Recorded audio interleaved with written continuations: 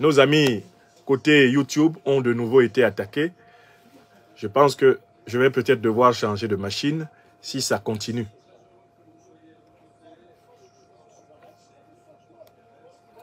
Je vais devoir changer de machine si ça continue de la sorte.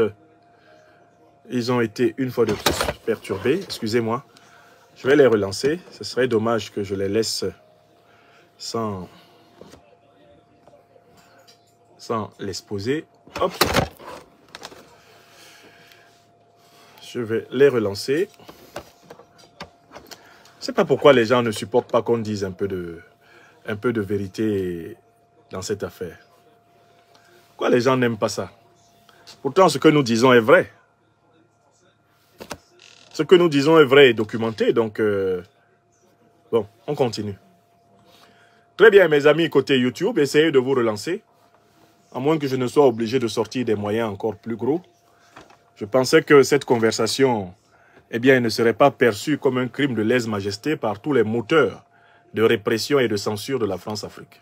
Mais ils attaquent violemment l'émission côté YouTube parce qu'ils ne supportent pas la vérité que nous disons. Donc, reconnectez-vous massivement. Pour ceux qui sont côté YouTube, on continue. J'ai expliqué tout à l'heure la réponse qu'on doit donner à la première question posée.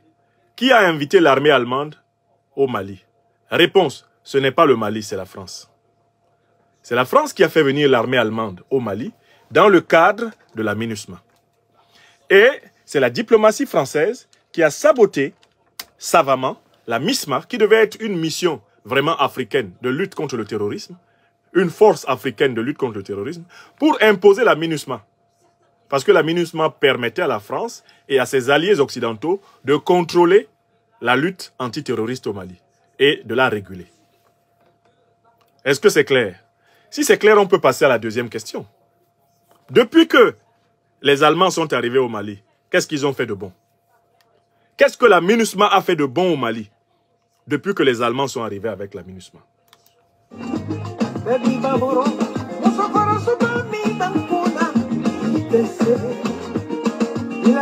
Nous arrivons à la deuxième question de cette conférence. Depuis que les Allemands sont arrivés au Mali, je veux dire les militaires allemands, qu'est-ce qu'ils ont fait de bon? Bon. Les Allemands sont arrivés au Mali dans le cadre de la mission des Nations Unies au Mali. Toute la mission des Nations Unies au Mali a échoué. Parce qu'en 2012-2013, la déstabilisation était localisée uniquement dans le nord du Mali.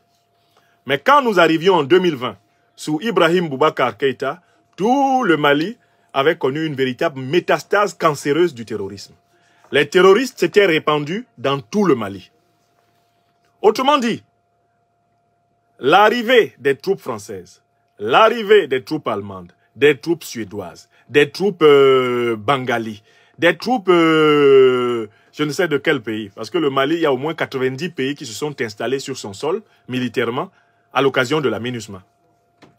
Le Mali est une immense colonie de vacances militaires pour des armées inutiles, qui se font payer, et bien sûr, le budget international de l'ONU, à ne rien foutre. Je vous ai déjà donné des tas de conférences pour vous décrire une journée d'un soldat de la MINUSMA. Des soldats d'eau douce qui passent leur temps à se dorer la pilule dans les piscines de Bamako et dans les hôtels 5 étoiles. Qui se goinfrent, qui se gavent, qui s'en mettent plein les fouines, et ensuite qui repartent en laissant le Mali dans un état pire qu'ils ne l'ont trouvé. Bon. Toute la MINUSMA a échoué. Or, l'armée allemande, le détachement allemand, faisait partie de la MINUSMA, et il a lui aussi échoué. Ce qui veut dire très clairement que le peuple malien est parfaitement conscient qu'il peut tout à fait continuer sa lutte antiterroriste sans la MINUSMA. Parce que la présence de la MINUSMA a davantage nuit à l'efficacité de l'armée malienne, à l'efficacité de la lutte du peuple malien, que cette présence ne l'a arrangé. Ils étaient supposés venir participer à la lutte antiterroriste. Quand ils arrivent, ils disent qu'ils viennent maintenir la paix. Et le secrétaire général de l'ONU, Antonio Guterres, est allé plus loin. Il a dit que la MINUSMA est chargée, les missions des Nations Unies sont là pour maintenir la paix. Mais pour maintenir la paix, il faut que la paix existe déjà. Or, dans des situations comme le Mali, le Centrafrique, la paix n'existe pas. Et du coup, on ne peut pas la maintenir. Puisque la fonction de l'ONU, c'est de maintenir la paix, et non pas, soi-disant, de faire la guerre, Il faut donc d'abord que la paix soit là et ensuite qu'eux, ils viennent maintenir. Donc en fait, ils sont des médecins après la mort. L'ONU reconnaît qu'elle n'est pas en Afrique pour combattre les terroristes. Elle est en Afrique pour stabiliser l'occupation étrangère de l'Afrique, sous couvert de combattre le terrorisme. Puisque nulle part, l'ONU n'a pu vaincre le terrorisme. Elle ne l'a pas vaincu au Congo. La MONUSCO, elle ne l'a pas vaincu en Centrafrique. Elle ne l'a pas vaincu en Centrafrique. La MINUSCA, elle ne l'a pas vaincu au Mali. La MINUSMA, elle ne l'a pas vaincu en Somalie. La MINUSOM, elle ne l'a pas vaincu en Libye. Même en Côte d'Ivoire, elle a fini par imposer un terroriste à la tête de la Côte d'Ivoire, Alassane Dramane Ouattara. Donc, où est-ce que l'ONU a réussi à restaurer une paix véritable en Afrique? Nulle part. Pourtant, l'Afrique est le continent qui a le plus grand nombre. La majorité, l'écrasante majorité des missions de l'ONU sont en Afrique.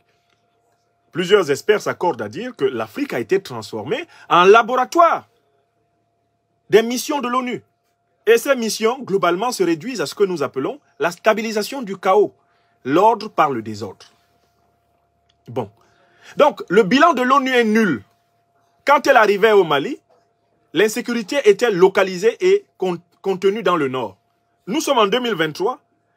N'eût été l'arrivée de la révolution du Mali Koura au pouvoir, c'est-à-dire, n'eût été l'arrivée du colonel Assimi Goïta et de ses compagnons, en alliance avec la société civile politique. Mais écoutez, l'État malien se serait déjà effondré. Ce sont ces 2 dernières années, notamment depuis 2021, que le Mali a recommencé à reprendre le pouvoir sur son territoire. Sous la férule, eh bien, du leadership éclairé et patriotique, un leadership épousant les entrailles, les forces vives de la nation malienne, eh bien, du président Goïta. Donc, sur le deuxième point, je ne vois pas de quoi on discute. Qui plus est, depuis tout le temps que l'armée allemande est au Mali, elle est constamment associée à des affaires louches contre le peuple malien. J'en donne pour preuve le dernier grand scandale auquel l'armée allemande a été mêlée. L'affaire des 49 bandits d'Alassane Ouattara. Les 49 mercenaires de Wagner, comme on les a appelés. Mais l'armée allemande n'a pas fini de s'expliquer là-dessus. Puisque Alassane Dramane Ouattara a tenté de dire qu'il avait envoyé des militaires des forces spéciales ivoiriennes pour travailler avec le contingent allemand. Puisque le directeur général de la compagnie bizarroïde, appelée SAS, Sahelian Aviation Service, le directeur de cette compagnie est un Allemand. Et que cet Allemand travaillait et travaille en étroite association avec le contingent allemand basé au Mali. Donc, qu'est-ce qui a attiré l'attention du peuple malien et des autorités maliennes sur le contingent allemand? Ce sont des phénomènes négatifs. C'est l'association de malfaiteurs avec les voyous de Ouattara Dramane. On a découvert que le contingent allemand au Mali, la société SAS dirigée par un Allemand, était en intelligence avec l'État voyou de Ouattara, avec les mercenaires de Ouattara qu'il faisait travailler, pour ainsi dire, dans le noir, au noir, et participer à la déstabilisation du Mali. Voilà ce par quoi on a remarqué la présence allemande au Mali. Sinon, la présence allemande au Mali n'est pas remarquée par le nombre de terroristes qu'ils auraient détruits, le nombre de bases terroristes qu'ils auraient détruits, le nombre de combats acharnés qu'ils auraient menés. Pendant qu'on a voulu faire contre le peuple malien, contre les autorités maliennes, du chantage à cause des 59 soldats français tombés au Mali, mais l'Allemagne, elle pourrait faire du chantage pour combien de soldats? L'Afrique, à travers ce qu'on a appelé abusivement les tirailleurs sénégalais, dont la majorité étaient des soldats africains libérateurs de la France. Elle a donné combien de vies pour libérer la France? De la création du corps des tirailleurs sénégalais en 1854 par Napoléon III, jusqu'à simplement la fin de la Deuxième Guerre mondiale, l'Afrique a donné, pour la libération et pour les guerres de la France, au moins 1 million d'êtres humains. Au moins 1 million d'êtres humains, qu'on a abusivement appelés tirailleurs sénégalais. Et lorsque il y a 59 soldats français qui meurent au Mali, on a voulu en faire matière à chantage. 1, 2, 3, on entend les officiels français, nos 59 soldats. Vous pouvez comparer 59 soldats à 1 million d'hommes? Sans oublier ceux qui sont tombés du fait de votre barbarie négrière, de vos crimes coloniaux, des guerres et ethnocides, des génocides néocoloniaux que vous avez organisés, des coups d'État, des rébellions que vous avez organisés. Si on fait le bilan, il n'y a pas de débat. Alors, les Allemands, eux aussi, ils veulent dire qu'ils ont sacrifié combien de gens au Mali? Et il faudrait qu'on rappelle aux Allemands que l'Afrique a une mémoire longue du rôle nocif de l'Allemagne dans son histoire, au moins depuis le 19e siècle. Les Africains n'oublieront jamais. Das können wir niemals vergessen. Das können wir niemals verloren. Es war in Berlin die Beteiligung der Afrika. C'était à Berlin qu'ils se sont partagés l'Afrique sans les Africains. Et ils ont pris 1 an pour le faire. L'Allemagne a-t-elle commencé à tenir des procès pour ses crimes coloniaux?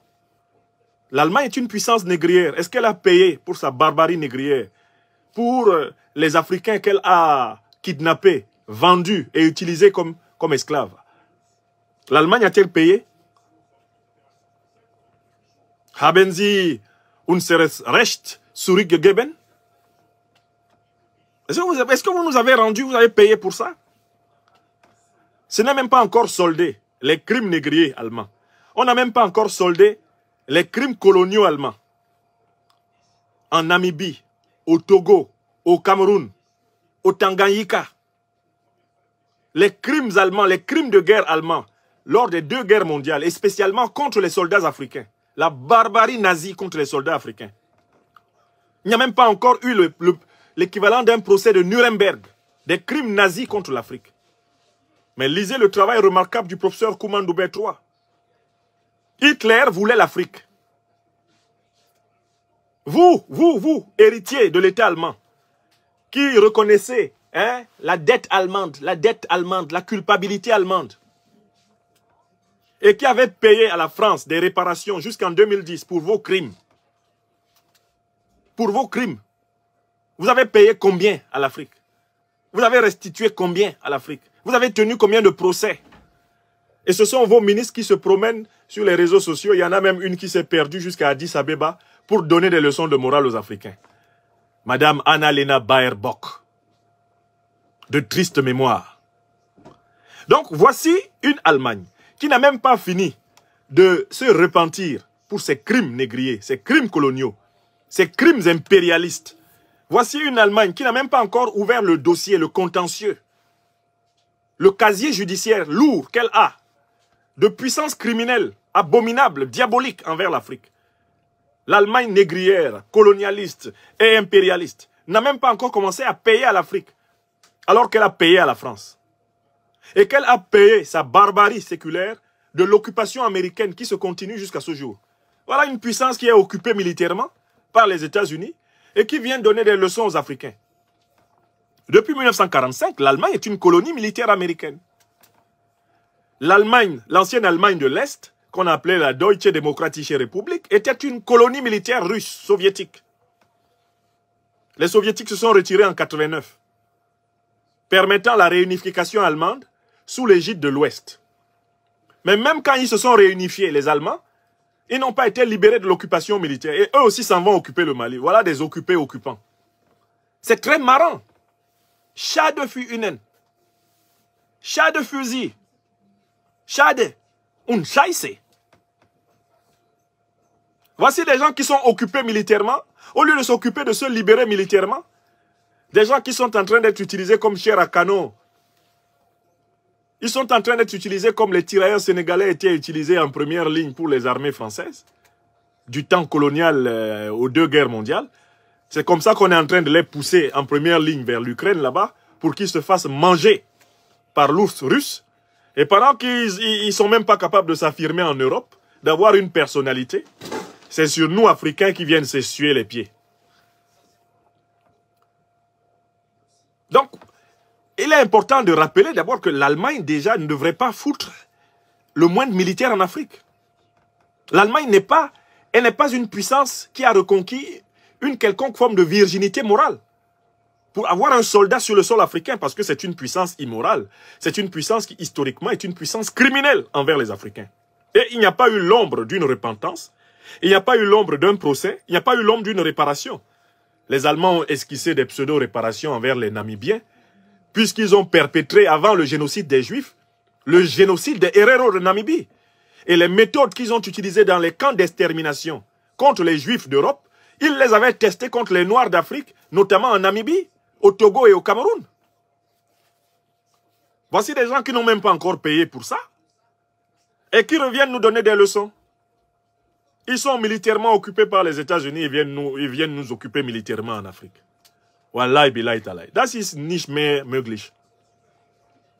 Die alte Afrika ist gestorben. La vieille Afrique est décédée. La vieille Afrique soumise, là, dans laquelle vous vous installez comme vous voulez. Vous entrez et sortez comme dans une pétaudière. A Bana, Peu, Imala. Et Afrika, Imawo. Afrika, Kekou. Comprenez? Vous voulez qu'on vous dise ça dans quelle langue? Africaines. Donc, il faut que vous compreniez très bien que les Africains ne sont plus prêts à supporter les caprices de puissances impériales aux mains barbouillées de sang, à l'histoire maculée de toutes les lâchetés, de toutes vraiment les bassesses que l'âme humaine ait pu inventer, et qui veulent nous enseigner la vie, alors que les Africains étaient là avant vous. L'Afrique est la plus ancienne civilisation du monde. La plus ancienne civilisation vivant au monde, c'est la civilisation africaine. Car c'est la première civilisation humaine. Sapiens sapiens, qui peuple la planète Terre, eh bien, a mûri, a évolué. Il a été créé et conçu en Afrique. Il a pris conscience de lui-même en Afrique avant de s'ébranler vers les autres continents et de fonder toutes les civilisations dont vous êtes bénéficiaires. Et c'est vous qui revenez en Afrique, enseigner aux plus anciens humains ce que c'est que l'humanité. Donc, je suis dans la deuxième partie de mon propos. Je veux contester complètement la moindre prétention allemande à être une nation exemplaire pour les Africains. Parlons de la démocratie. La démocratie est en Allemagne depuis quand? Parce que les Africains qui ne connaissent pas l'histoire sont eux qu'on bluffe. Depuis quand la démocratie est-elle en Allemagne?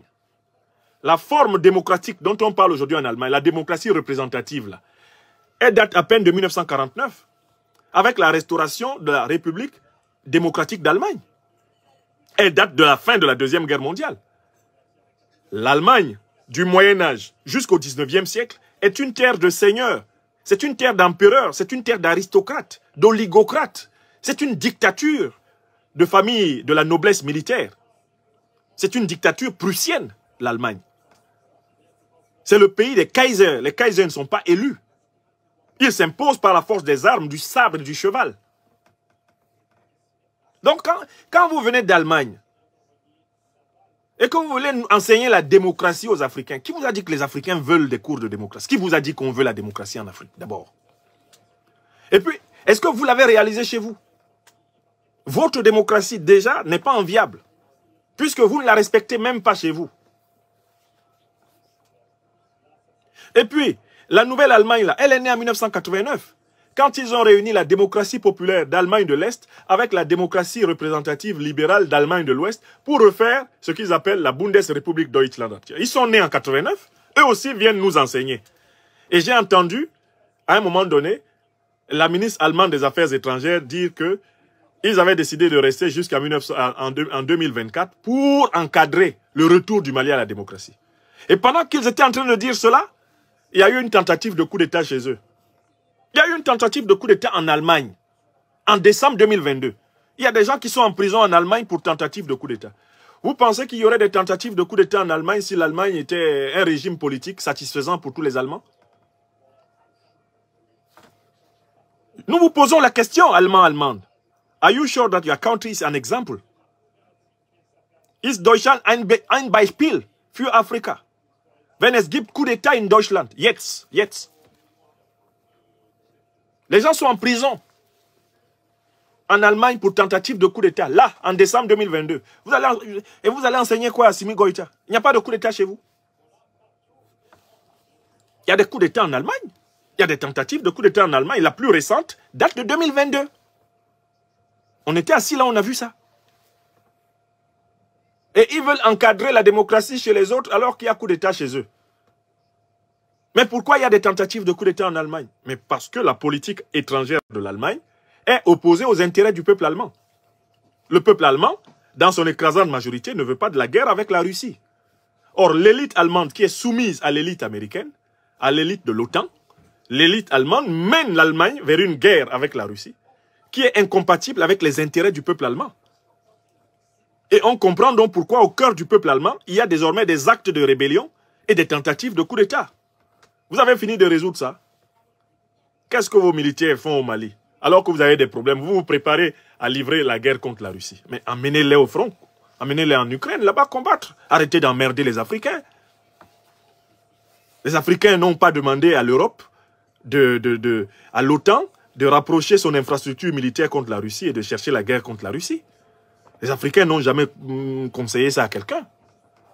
Et vous voulez que tout le monde s'implique dans cette histoire, dans laquelle on a bien vu le pape de l'Église catholique de Rome, le pape François, a bien dit que c'est l'OTAN qui est coupable de la situation actuellement en Ukraine. Car depuis 1991, elle n'a jamais cessé de faire avancer son infrastructure militaire pour venir aboyer. Les mots sont du pape. Aboyer aux portes de la Russie.